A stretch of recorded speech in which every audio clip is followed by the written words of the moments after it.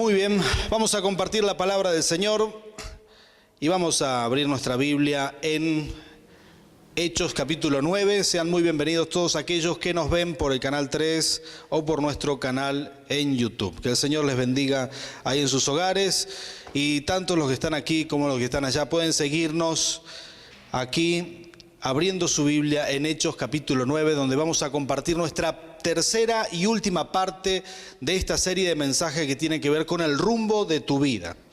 Y el domingo pasado también hablamos en esta serie de mensajes de que así como Dios le habló a la tierra para que produzca seres vivientes, árboles y animales, también le habló a los cielos que produzcan aves, también le habló al mar para que produzca peces, porque Dios le habla a la sustancia de donde salen las cosas, y el mar dice que produjo peces. Pero cuando Dios tuvo que crear al ser humano, no le habló a la tierra, no le habló al mar, no le habló al aire, se habló a sí mismo. Dijo: hagamos al hombre a nuestra imagen y semejanza. El medio donde vos te movés es la presencia de Dios, es el Espíritu Santo, ese es tu medio. Así como el pez se mueve en el agua, vos te movés en la presencia de Dios. ¿Cuánto dicen amén a esto? Hechos capítulo 9, versículo 1 en adelante, dice así. ¿Estás preparado? Amén. Dice: mientras tanto, Saulo, respirando aún amenazas de muerte contra los discípulos del Señor, se presentó al sumo sacerdote y le pidió cartas de extradición para las sinagogas de Damasco.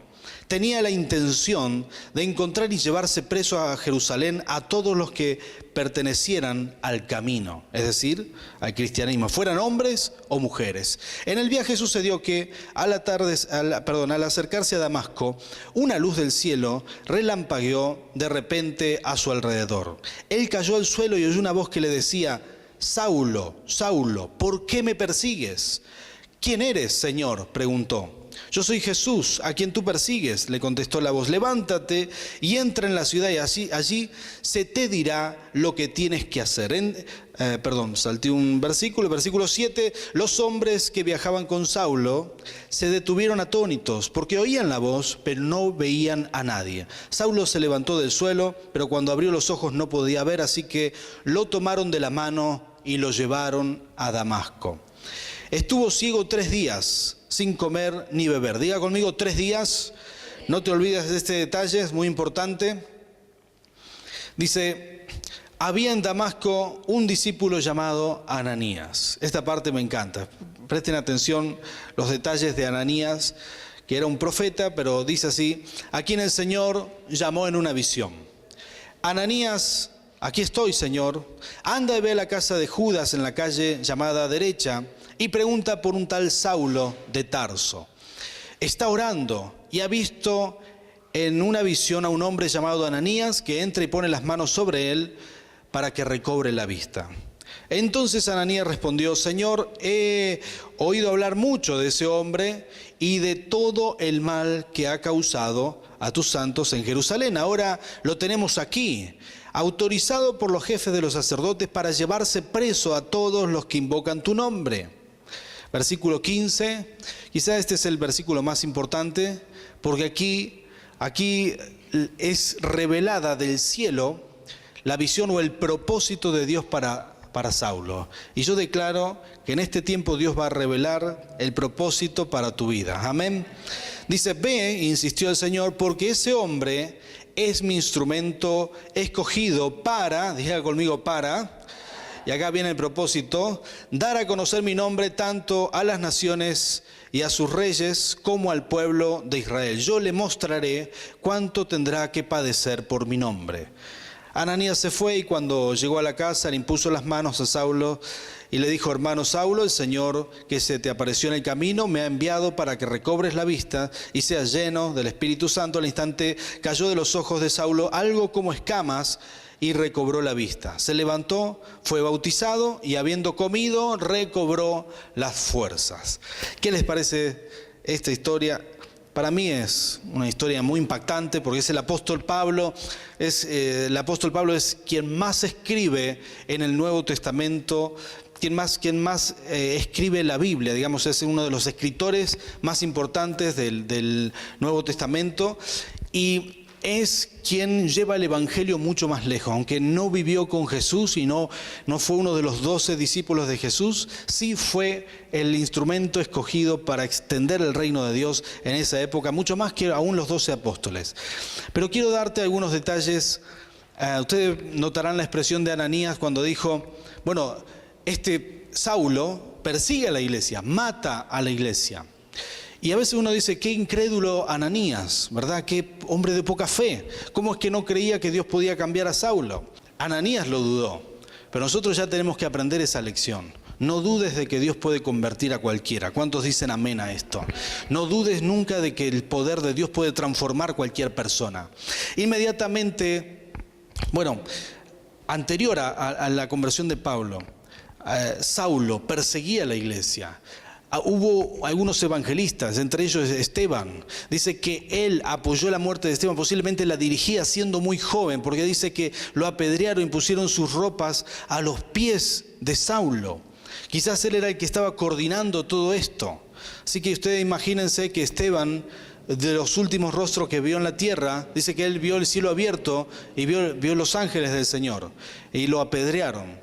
Pero en el momento que él estaba muriendo, de los últimos rostros que vio fue el del apóstol Pablo, que en ese momento era Saulo, y que estaba ocupándose de perseguir y matar a la iglesia. Y cuando se refería a que llevaba cartas para Damasco, él lo que quería hacer era capturar a la gente, traerla y matarla en Jerusalén, enjuiciarla con un juicio seguramente injusto y declarar culpable y que iban a ser apedreados. Y esa era la intención de ellos y eso era lo que iba a ejecutar. Pero en medio de eso algo cambia sus planes. No eran los planes de él los que iban a prevalecer, sino los planes del Señor.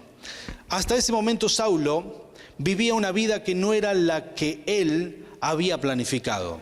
Número 1, nunca vivas la vida de otro. ¿Sabes quién era el apóstol Pablo? Saulo en ese momento, antes de entregarse a Dios, era un estudiante del judaísmo, que se había capacitado a los pies de Gamaliel y que cumplía exactamente aquello que habían esperado de él. Todo lo que se esperaba de él lo hacía al pie de la letra. Como era muy joven, tenía muchas chances de crecer en ese medio. O sea, la gente decía, este va a ser el próximo sumo sacerdote o al menos el próximo erudito como Gamaliel, que fue un grande de esa época.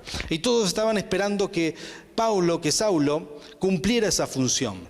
Y lo más grandioso del apóstol Pablo fue que cuando escuchó la voz de Dios no volvió atrás, nunca más volvió a ser el mismo. Y eso es una experiencia que todos debemos aprender del apóstol Pablo. Él escuchó a Jesús y dijo, todo lo que hice en mi vida estuvo equivocado. No voy a vivir más cumpliendo la expectativa de otro, lo que se espera de mí, de que yo siga persiguiendo gente, que yo siga creciendo en la religión judía. De ahora en más voy a seguir a Jesús. Esa fue la decisión del apóstol Pablo y por eso llegó a ser el apóstol Pablo. ¿Cómo está tu vida en este aspecto? ¿Tomaste la decisión correcta? ¿Estás viviendo el sueño de otro? ¿Estás haciendo lo que no te gusta hacer? ¿Sentís frustración con tu trabajo, con tu realización personal? Bueno, quiero decirte una cosa. Si vos prestás atención al sueño que Dios puso en ti, el potencial que Él ya dejó en vos, si dejás que Dios profundice en eso, entonces vas a encontrar la plenitud. Número 1 dije, no vivas el sueño de nadie más. Dios te dio tu propio sueño. Número 2, Dios pensó en ti mucho antes de crearte. De hecho, el propósito precede a la creación. Cada vez que un fabricante va a fabricar algo, si un fabricante pensó y diseñó este vaso, lo primero que pensó, antes de hacer una matriz, antes de hacer un molde o lo que fuera, el fabricante pensó en la función. ¿Cuál es el propósito? Es muy difícil que alguien fabrique algo por error. Es muy difícil que alguien dijo, yo voy a pensar en una radio y le salió un micrófono. Y hoy estamos usando esto, ¿verdad? Sería muy raro eso. Generalmente la gente que fabrica piensa primero que en la función, en el propósito. Luego piensa en el diseño y le pone todo lo que necesita para que se logre ese propósito o esa función para lo cual fue creado. Dios te pensó. Él pensaba en cuál iba a ser la función que ibas a tener. Lo pensaba mucho antes de que nacieras. Él dijo, este hijo mío, esta hija mía, esta es la función que va a tener en la tierra. ¿Alguna vez fuiste sincero con Dios en esto y le dijiste, Señor, ¿cuál es mi propósito? Es una oración que vos tenés que hacer. En tercer lugar, si uno desconoce el propósito, estás destinado a darle un mal uso, ¿sí? Eso es una realidad. La mayoría de nosotros que hemos transitado por caminos que no era el propósito de Dios para nuestra vida, fue porque desconocíamos el propósito. Le dimos un mal uso a nuestra vida porque desconocíamos. Cuando uno conoce el propósito de Dios, cuando uno conoce el destino divino, entonces recién ahí tu vida empieza a cobrar rumbo. Por eso es tan importante orar y pedirle a Dios cuál es tu destino divino. Mucha gente se conforma sencillamente con nada, con que andamos por la vida y listo. Y ese no es el plan de Dios para ti. Hay mucho más, muchísimo más de Dios para ti. ¿Cuántos dicen amén a esto? En cuarto lugar, quiero decirte que es uno tiene un llamado a aferrarse a ese propósito. Sabes que hay algo que me llamó mucho la atención, el apóstol Pablo. El apóstol sencillamente recibió la visión, se fue ciego. La visión que él tuvo, literalmente dice que lo dejó ciego. De hecho, tuvieron que orar por él y se cayeron como escamas de sus ojos. Pero no dice en ningún momento que le cerró la boca para comer. No, él ayunó voluntariamente. 3 días dice que no comió ni bebió y solamente oró. Buscó a Dios. 3 días, y en 3 días definió el resto de su vida. 3 días. Mucha gente que está sin rumbo, pero que está cerca de Dios y conoce a Dios, yo quiero darle esta palabra de bendición.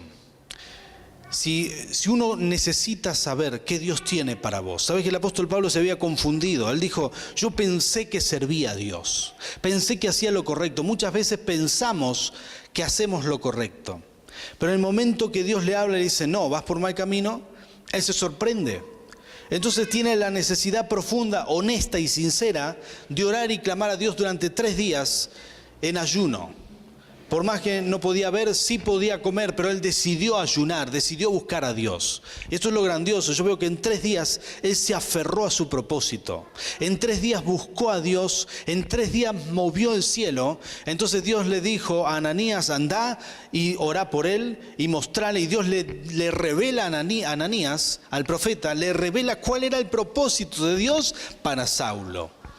En 3 días a Saulo le vino revelado el propósito de Dios para su vida.